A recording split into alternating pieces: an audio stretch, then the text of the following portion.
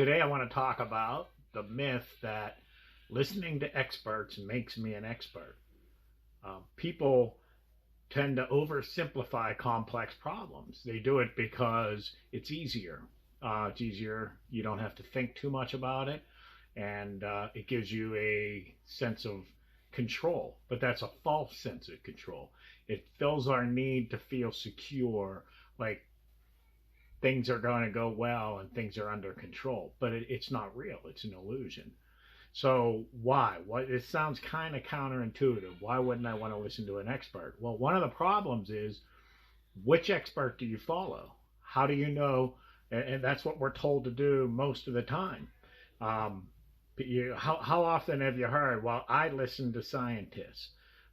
In business, you might have a salespeople. If we don't have sales, we don't have a business. You got to listen to sales. Well, quality. If our product quality suffers, nobody will like our products and nobody will buy it. So quality is the most important. Engineering. Well, if the product doesn't do what people want it to do, and if it's not the best on the market, then we're not going to sell it. So engineering is the most important. Safety.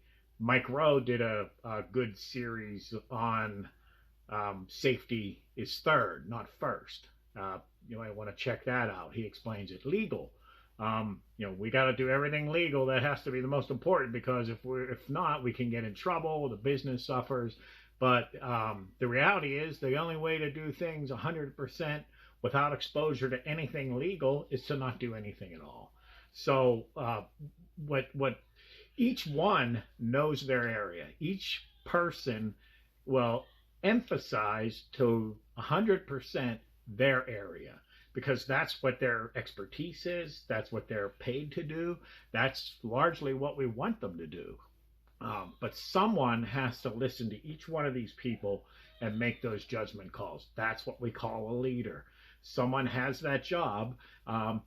Sadly, just like individuals, leaders will sometimes overemphasize one or the other to make it easier, because they have other pressures, they have other stresses and responsibilities. So sometimes they'll just take the shortcut and say, well, the sales guys, we're just going to do what sales says. There's really got to be a tension. Okay. I did a video yesterday called Flatten the Curve versus the Economy. How, the health during the pandemic, you have health experts in tension with economists, experts on the economy. They're both very critical. Right now, we're very much emphasizing the health expert side, but the economic side is not going away. So we will not be in a good place if we just completely ignore one and only follow the other. The other problem with listening to experts is they often mislead us, and especially during a crisis or in a big important event. An expert's intention is often not to inform you and equip you to make good decisions. They want to inform you in such a way that gets you to behave and think the way that they want you to behave and think. They will choose what information they give you, and they may be selective. So they make the judgment call that this is the information that's good for the people. This is the information that gets them to do what I want. So I'm only going to present this information, and they'll build a narrative around it, tell a story around it, in order that a lot of times, if you're not an expert yourself in that area, it gives you the wrong impression of what the information is telling you. We should want to be informed and equipped. So we want all the information. We want to equip ourselves so that we can make the best decisions for the specific situation that we are in and the specific situation with our family. Experts are, especially in a time like this, concerned with the collective. They want everyone, and I'm not saying that's not important. That is important, but we're all different. We're not all the same. Our families aren't all the same. And, we have a responsibility. Just like an expert in infectious diseases wants to shut the country down until further notice, because that's his area. And if we stop the spread of the disease, regardless of what happens to the economy, he's done a good job. In the same way, your responsibility is for your family. So you want to be able to look out for them and take care of them. So some examples, headlines. Uh, Read headlines objectively. Read a headline and then read the article objectively. And take note of how often the headline doesn't represent the story, the news story. It happens more often than not. And why? Are they lying? Well, they're definitely deceiving. And what's the point? Because the headline is not written to inform you. It's written to get you to read the article, to click.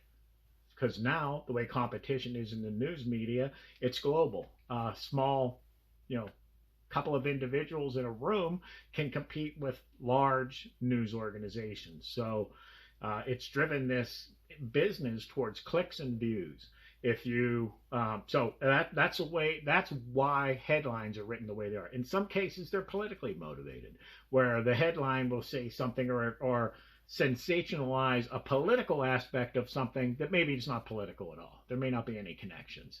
So you have to really be able to look at those things objectively and set aside your biases so that if you want to be informed.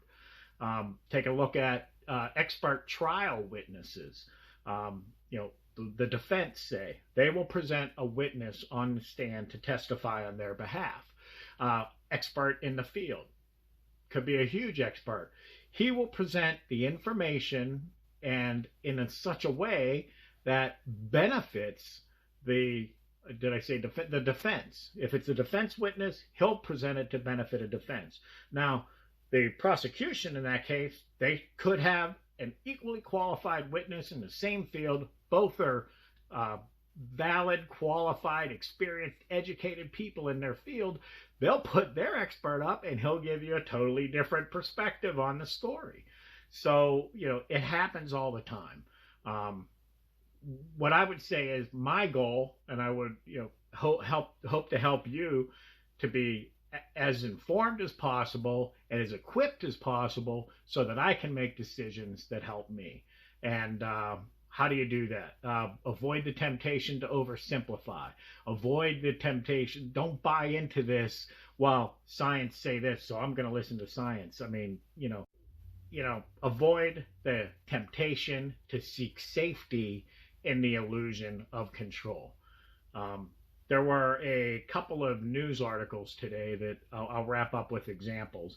One was on the local sanitation workers, the trash pickup men. There's locally here, 50 workers said they're not going to work until they have masks.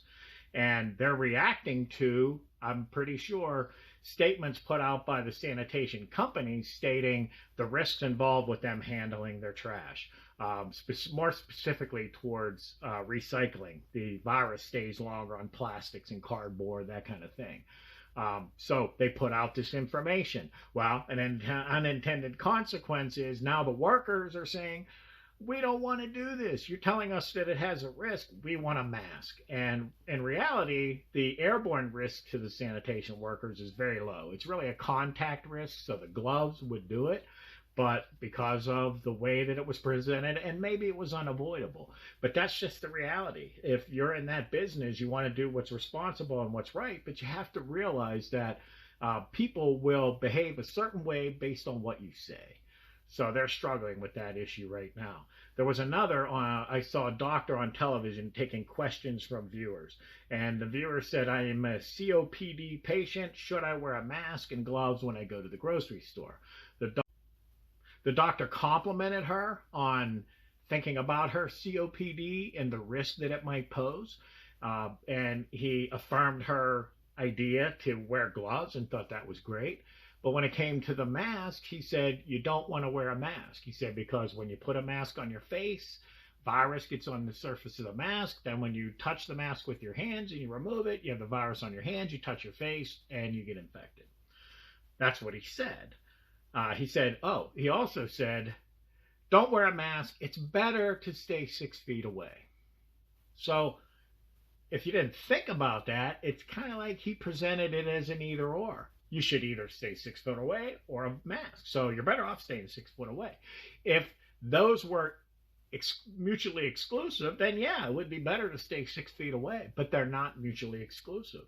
And if you maintain your distance, and there's still a chance there's some virus, a mask then will protect you.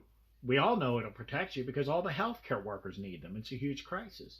And the amount of virus on the outside of the mask is greatly less. So the chances of touching it and spreading it are much less. But think about this. He already told him to wear a glove. So you're wearing a glove anyway. You take the mask off, the glove, you've touched cash register, keypads, all the surfaces that you're not supposed to touch. You can't be touching your face with the gloves. But you can certainly use the glove to remove the mask. At that point, the mask can be contaminated. So what do? Healthcare workers are now being recommended they can possibly disinfect their mask by heating them. But us, we don't need to wear the mask 24/7. You can actually take your mask. I hang it up on the rear view mirror of my car, and I'm not going back to my car for at least 8 hours, probably not for the next day or two. So in that time period, any virus that would be present would die. So, but the same applies for your clothes as well. Now, when you're breathing through a mask, you're drawing air in. So sure, you're going to pull virus in with the air, but that potential virus can be on your clothing as well. So when you come in from outside, if you really want to be protected about this, you have to think about your clothing. If you're wearing a mask, the gloves, everything. And you just need to take precautions. So those clothing need to be set aside. They need to be washed. And they're dangerous for a certain period of time until the virus dies. So that's how I think about it. I could just simply, masks don't work. Masks don't work. Remember, that was the thing for a while. But that's not accurate. It's not real. It's not true.